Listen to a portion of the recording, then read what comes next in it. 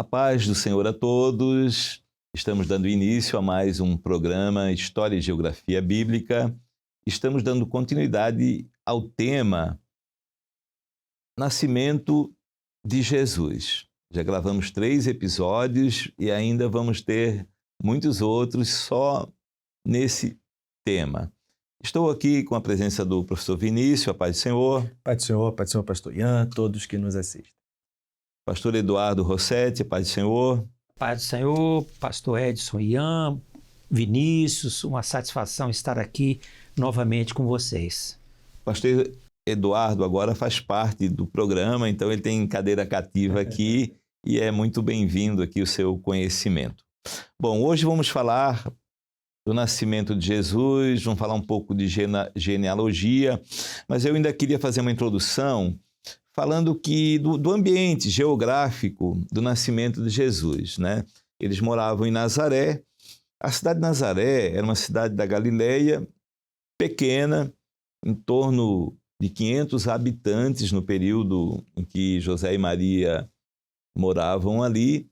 Eles desceram até Belém, né? Foram ali 160 quilômetros aproximadamente para o censo, né, que foi determinado lá pelo Império Romano. O Otávio Augusto determinou o censo como a raiz, né, da genealogia de José e Maria estava lá em Belém.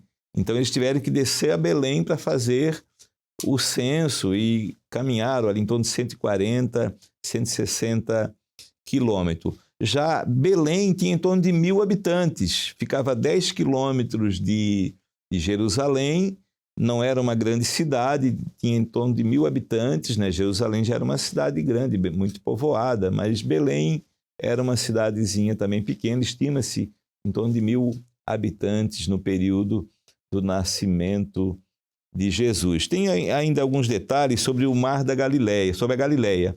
A Galileia, onde era Nazaré, era uma cidade da Galileia, lá tem o Mar da Galileia.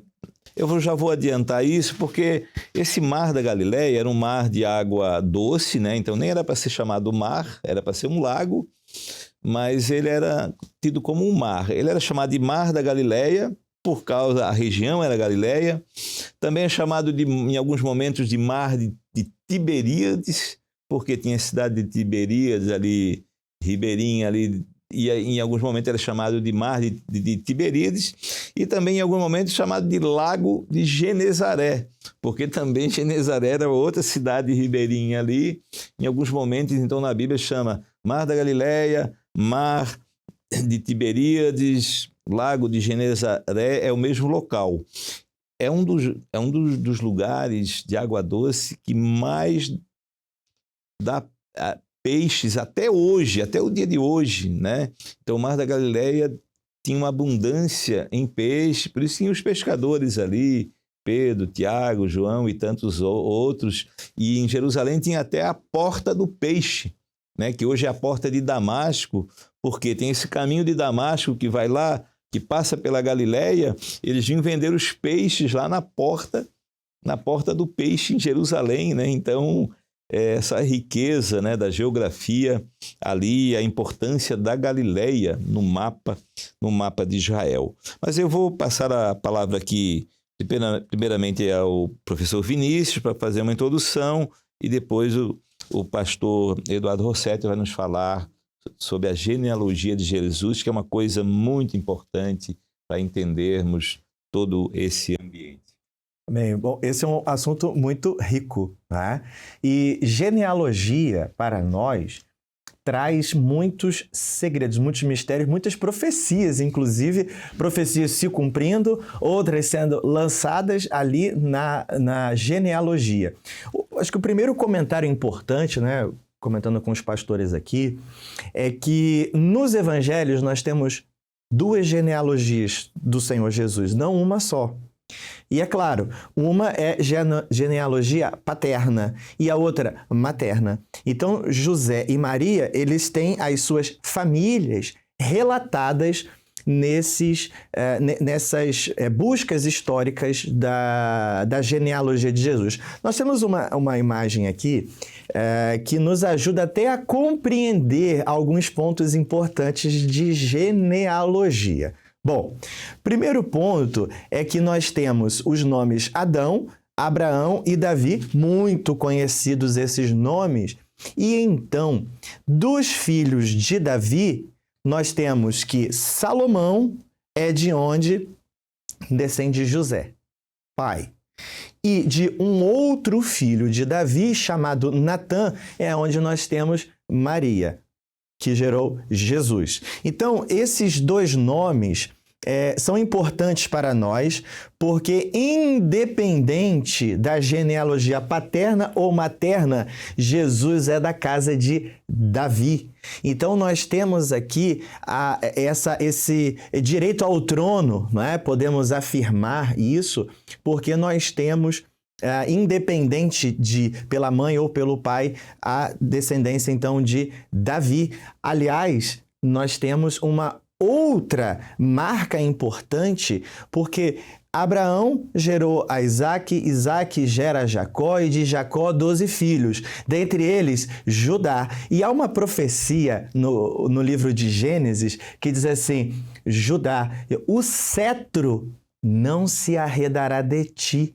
Portanto, tanto José quanto Maria são descendentes de Judá, e o cetro não se arredará, está em Jesus como rei de todas as coisas. Então, são marcas importantes, não é? Existem muitos detalhes aqui a respeito dessas genealogias, mas eu só comentaria o seguinte, que nessa genealogia de José, ela está registrada no Evangelho segundo Mateus, e ela nos traz uma dinastia, digamos assim, da coroa do rei, ou seja, Jesus com direito a esse reinado, porque nós temos então o reino de Judá, então desde quando é dividido, Salomão, Roboão e assim por diante, não é? Abias, Asa e tantos outros.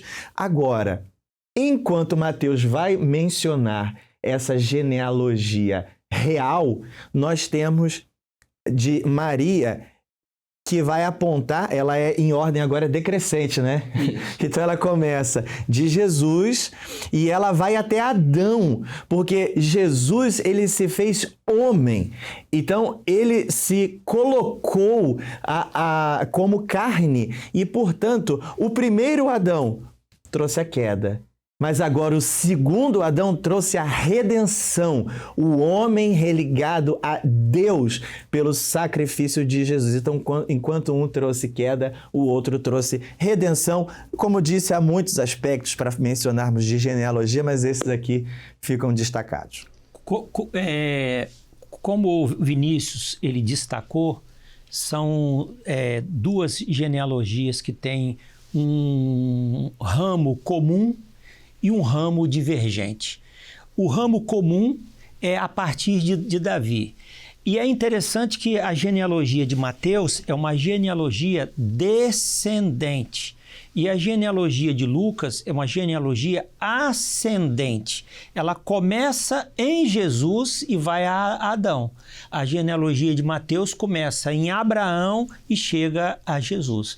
São dois pontos de vista diferentes que o Espírito Santo julgou necessário estabelecer no sentido de dirimir todas as dúvidas a respeito da legitimidade da vinda de Jesus.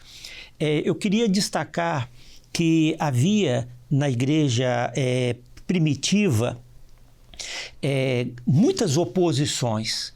As três mais nefastas oposições diziam respeito à origem de Jesus. Então, este é o Cristo? Era a pergunta que se fazia. Mas ele é mesmo o Cristo? Então, Mateus, quando escreve o seu livro, ele procura de maneira cuidadosa pontuar esses aspectos, mostrando que Jesus, sim, ele era o Cristo.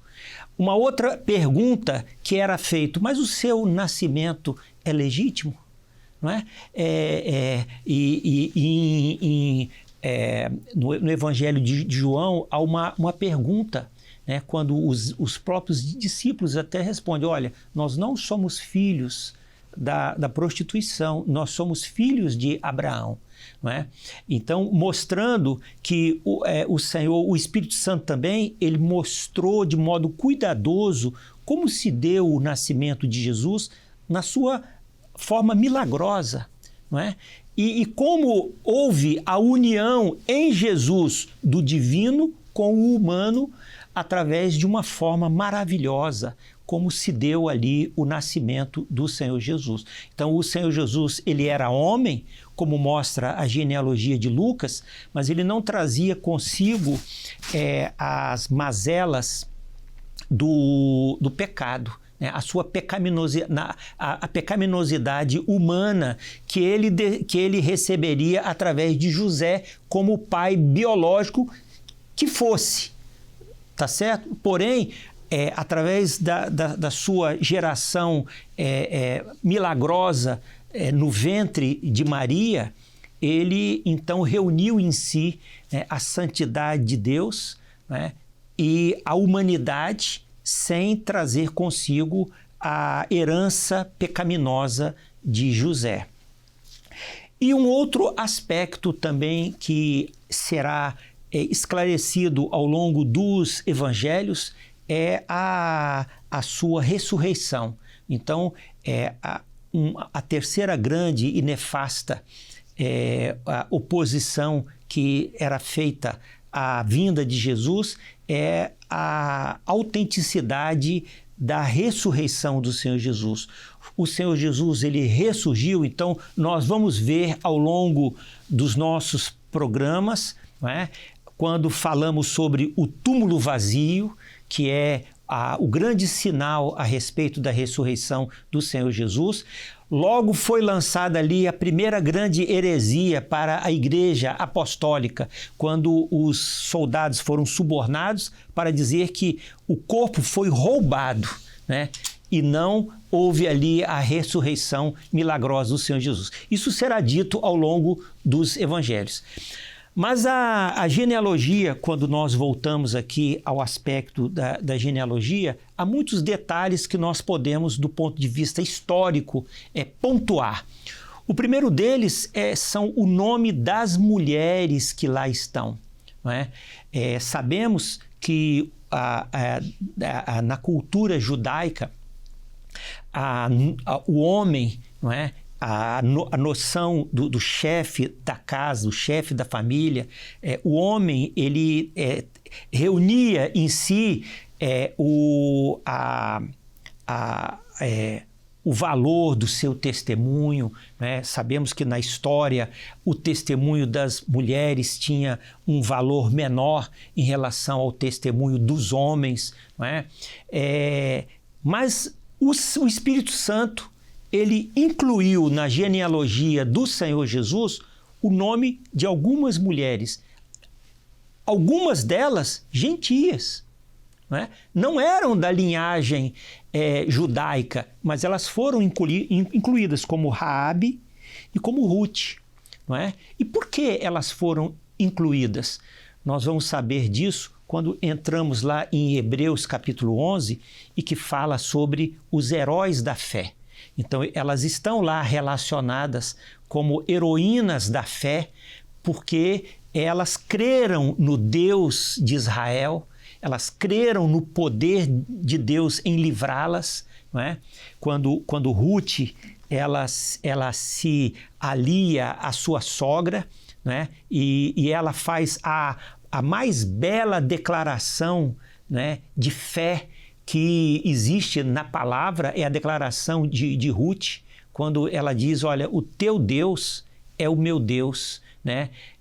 E ela mostra ali a sua posição de ir até o fim ao lado da sua sogra. E só me permite, interessante que essa história toda aconteceu em Belém, né? Em Belém, tá certo? Em Belém. E vivemos Raabe, não é? E vemos Raabe, que recebe ali os espias e diz, olha, eu sei que o Deus de Israel há de destruir essa cidade. Eu sei, mas lembrem-se de mim, né? Quando vocês chegarem aqui, lembrem-se de mim. E esse ato de fé lhe deu o direito de integrar a herança do Senhor Jesus. Aí já era em Jericó, né? Já era em Jericó. Então, nós vemos aqui essa... vemos também a inclusão do nome da mulher de Urias, né? E há uma razão muito simples. Batseba, ela muda a história de Israel a partir do momento em que, através daquele ato de Davi, que era o rei absoluto, e o rei, ele reunia em si a autoridade, o poder absoluto, mas através deste episódio envolvendo a mulher de Urias, o profeta mostrou o seguinte: olha, rei, você pecou. E ele compreendeu que, mesmo sendo rei, ele não podia estar acima daquilo que a lei do Senhor, os preceitos do Senhor para o seu povo havia determinado, que mesmo sendo rei, ele deveria se submeter à lei do Senhor, né? E isso mudou a vida do povo de Israel. Interessante, pastor Rossetti. Enquanto fala de Batseba, também a sua importância, porque é ela quem vai interceder a Davi, porque Davi havia jurado, Salomão seria o sucessor da coroa. Então, quando ela já percebe que alguém está tomando o trono de Davi, ela se coloca para clamar pela sequência do reino, não é? Então, a preocupação com o reino. E um detalhe importante de Batseba, porque ela sendo a mãe de Salomão, a educação da mãe para Salomão, esse exemplo de sabedoria, né? Então, a importância de Batseba. Então toda essa riqueza de informações nós encontramos aqui na genealogia. Né? E eu não sei se eu poderia aqui encerrar falando... Temos tempo ainda. Das 14 gerações. É interessante que no verso 17 de Mateus diz assim: de sorte que todas as gerações, desde Abraão até Davi, são 14 gerações. Desde Davi até a deportação para a Babilônia, 14 gerações. E desde a deportação para a Babilônia até Cristo, 14 gerações. Interessante que Mateus, ele resume, sob a inspiração do Espírito Santo, ele resume toda a história de Israel em um versículo, mostrando 14, 14, 14. Não é? E aqui está resumida a história da salvação. Não é apenas a história de uma nação, mas a história da salvação, porque foi através desta nação que Deus construiu a história da salvação no mundo. Né? Foi através destas gerações que recebemos a herança da fé que houve primeiramente em Abraão e chegou até nós através de Jesus. Não é? Então, Jesus, ele não é apenas a síntese da história da salvação, mas ele é a união entre o Antigo e o Novo Testamento. Ele é o Alfa e o Ômega. Ele é o princípio, ele é o fim, o primeiro e o último. Né? Então, aqui, neste versículo, eu tenho essa riqueza de informações nos mostrando a grandeza da ação de Deus em revelar a nós o seu Filho, que conclui essa grande história que iniciou no Antigo Testamento, iniciou em Gênesis e terminou aqui neste livro. Tá bom? Interessante que há nomes curiosos aqui na genealogia, né? Acho que alguns nós podemos mencionar para sanar algumas dúvidas. Primeiro que nessas primeiros 14 nomes nós temos de Abraão até Davi. Então, depois nós temos de Salomão até o período dessa deportação babilônica, Certo. quando então o reino de Judá, composto, né, por Judá e Benjamim, são levados cativos, né, aqueles grupos que foram levados então para a Babilônia, e depois o retorno. Então, alguns nomes são importantes, como por exemplo Zorobabel, né? Zorobabel, que vem com o primeiro grupo vindo do exílio babilônico, ele é da linhagem real. Então, nós temos aqui como que, por vezes, aos nossos olhos, parece que as coisas estão soltas, os fatos, mas não. Aos olhos de Deus, que é Senhor da história, ele cuidou para preservar essa linhagem real, e Zorobabel é o que vem com o primeiro grupo. Então, o altar, né, é edificado, depois o templo e, por fim, os muros com Neemias. E interessante, Zorobabel é um desses nomes muito marcantes. Agora, uma dúvida, né? Nós temos aqui o pai, então, de José é nome Jacó. Mas quando nós vemos na genealogia de Lucas, né, que está registrado lá em Lucas 3, diz que é Eli. Então, nós estamos falando de uma sociedade que era patriarcal.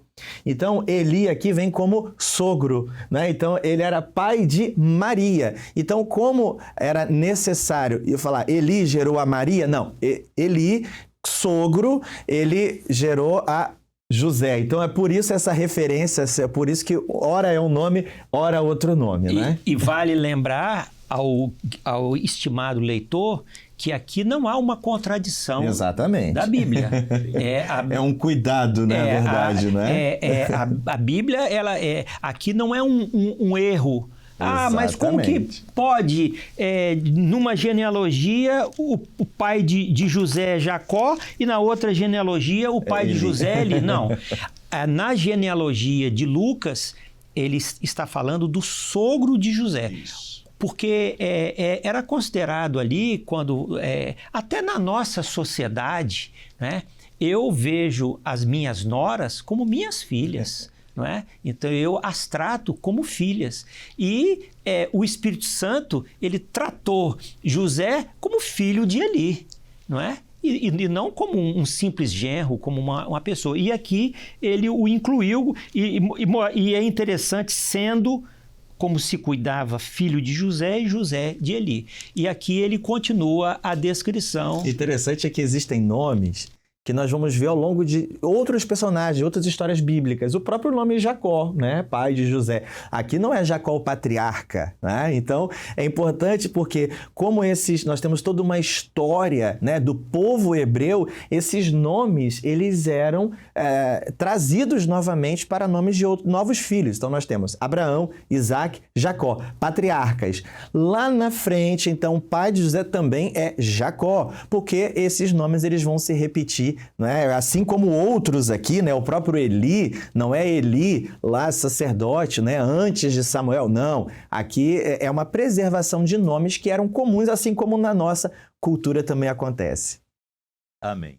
Estamos chegando ao fim de mais um episódio, mas eu quero fazer um gancho, vou dar uma sinopse aqui do próximo episódio, né? Ou seja, esse ambiente geográfico, né, que nasceu Jesus e até político que nasceu Jesus. Então nós vemos que o Senhor, né, quando ele veio nascer, Deus escolheu o seu filho nascer num período que havia um império organizado, né? O Império Romano era um império organizado, estava vivendo em paz nesse período, né? Não havia guerras com o próprio povo de Israel, estava ali conformado com Herodes. Herodes fez grandes construções, né? Restaurou o templo de uma forma muito que está até hoje. Está ali, né? Tem lá a Torre de que vai em Jerusalém hoje, tem a Torre de Davi lá. Na verdade, a primeira Torre de Davi está embaixo. Aquela Torre de Davi que tem lá foi construída por Herodes. Então ele fez ele tornou o templo, né? Ele pegou o segundo templo de Neemias e deu uma reforma muito bem feita. Então o povo estava satisfeito com ele, né? E também temos um detalhe que o Império Romano estava muito organizado em estradas, né? Havia mares que ela vinha lá da Mesopotâmia, passava pela Galileia, passava ali pela região de Jerusalém e até o Egito, né? Uma via que era de deslocamentos, uma via bem construída. Então, e era comum o povo vir, por exemplo, na Páscoa, os judeus de todo o mundo vinham a Jerusalém. Nós vamos ver em outros episódios que aos 12 anos José e Maria vieram com Jesus até o templo e aí ele ficou perdido ali, eles voltaram, né? Então mostra ali, e quando eles voltaram tem um dado interessante, que diz assim, como era 140 quilômetros, né? Mas era comum eles virem de Nazaré até Jerusalém.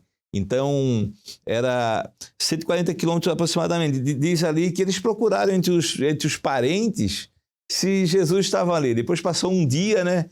Viram e voltaram a Jerusalém. Ou seja, eles vinham em grupos para adorar ao Senhor, fazer o seu sacrifício na Páscoa. E quando foi do censo, veio lá da Galileia, porque o Império Romano mandou fazer o censo. Como nós vimos aqui a raiz da família de José e Maria era em Belém, né? Ruth era bisavó de Davi, né? Ela era a avó de Jessé, o pai de Davi. Boaz era o bisavô de Davi, né? O vô de Jessé. Então Davi ele teve que ir lá na sua origem para fazer o censo, né? Lá que estava a genealogia, vamos dizer aqui, pegar para o jeito o cartório, né? Vamos lá no cartório original lá para ver a nossa genealogia. Por isso que eles tiveram que vir. E aqui para concluir, né? Então Nazaré era na Galileia, gentílica. Belém é da origem de Davi, né? E era um lugar que simboliza uma certa humildade, né? A casa do pão, né? Então, o Senhor escolheu o Senhor Jesus nascer em Belém, mas viver a sua infância e ministério em Nazaré, para ser chamado Nazareno. Depois foi para Galileia, que é lá na mesma região, lá perto, Cafarnaum, onde seu ministério foi mais forte, né? Então, nós vemos que o Senhor escolheu viver num povo gentil, né? A infância de Jesus e o ministério foi junto com a Galileia dos gentios, né? E, ao mesmo tempo, nasceu em Belém. Então, o Senhor escolheu esse ambiente para nascer o Senhor Jesus, aquele que veio salvar o mundo. Nós vamos dar continuidade a isso no próximo episódio. Pai do Senhor, professor Vinícius. Amém. Pai do Senhor, pastor Eduardo, pastor Ian e a todos que nos assistem. A paz do Senhor, pastor Eduardo. A paz do Senhor. A paz do Senhor, Vinícius, Edson. A paz do Senhor a todos.